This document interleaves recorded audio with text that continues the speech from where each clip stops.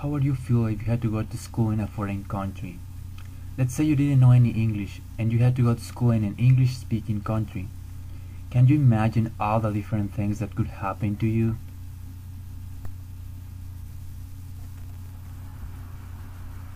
My name is Jairo Coronado. I was born in a very small town called Matehuala in Mexico, but I and my family moved to the United States when I was 17 years old. I was really excited of coming to the most popular country in the whole world. When we first got here, I felt like I didn't miss Mexico at all. I was just so happy for being here. It had only been 1 month since my family had moved to the United States, and my parents told me that I was going to start school in 1 week. I couldn't believe what I was hearing. I was so worried because I didn't know any English and I didn't know anyone. But at the same time, I was really excited because it was going to be my first day at school in the United States. I wanted to know how people were going to treat me. I just wanted to start making new friends and I was so excited about that. But still, I was wondering how people were going to treat me. Days went by so fast and it was only 1 day left before I started school. It was a Sunday morning and one of my cousins told me that many people in the United States don't like foreign people. I just laughed because I thought he was just playing around, because that's what many of my friends used to say in Mexico. Then he told me he was serious, but I still didn't want to believe him. But I knew in myself that he might be right. I pretty much didn't sleep the entire night. Finally, the morning had arrived. The day I was waiting for was here. It was a cloudy day. I was pretty sure it was going to start raining very soon, but it was time to go to school. I was extremely nervous. I was pretty much shaking as I was walking to the main doors of the school. It was the beginning of the week, so most of the students were happy to see their friends again. It was lunchtime, and I knew I had to go to a cafeteria for that. I sat on the first table I could find. After a little bit, a white guy came to sit with me saying, "Hi, I'm Dan. What is your name? Where are you from?" I just smiled because I knew there was nothing else I could do or say, for I didn't know how to answer him in English. "Why are you so quiet?" I still didn't answer him. By then, Dan had already noticed that maybe I didn't know any English. He knew some Spanish, so he started talking to me in Spanish. "¿Hablas inglés? Do you speak English?" he said. No hablo inglés. I don't speak any English," I said. "¿Cómo te llamas? What is your name?" "Me llamo Jairo. My name is Jairo," I said. Other students, Joe and Rudy, were sitting at the table next to us. They seemed to be best friends. They noticed that I didn't know any English and I was a new student, so they decided to come to our table. I looked at the window and noticed that it was getting dark outside.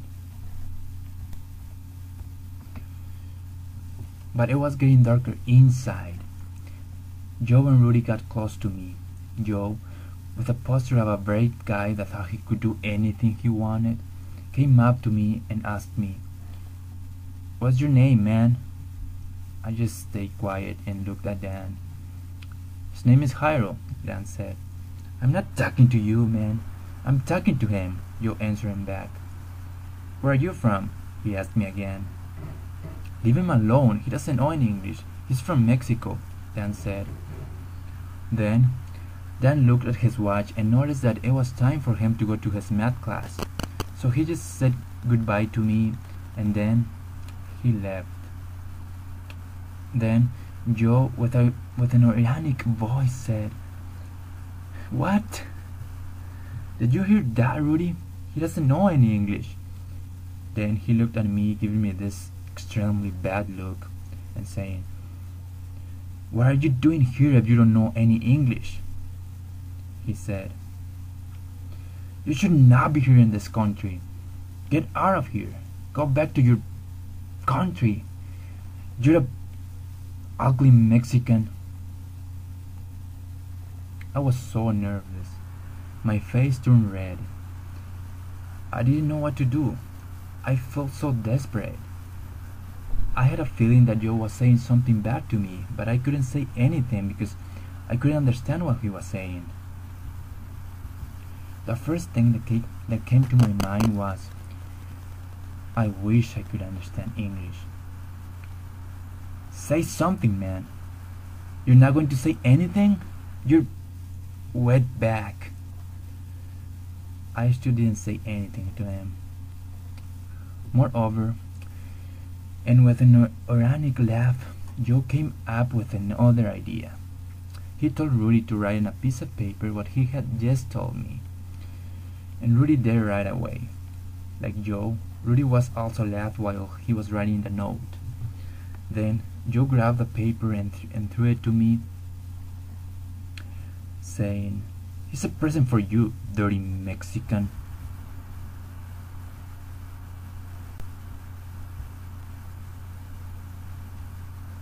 A little bit less nervous, I grabbed the piece of paper as quick as I could. The first thing that I did was to get out my Spanish-English translator, and I translate every single thing from English to Spanish. I felt so frustrated after I realized what those guys had said to me. I just put my hands on my face, trying to keep tears from coming out of my eyes.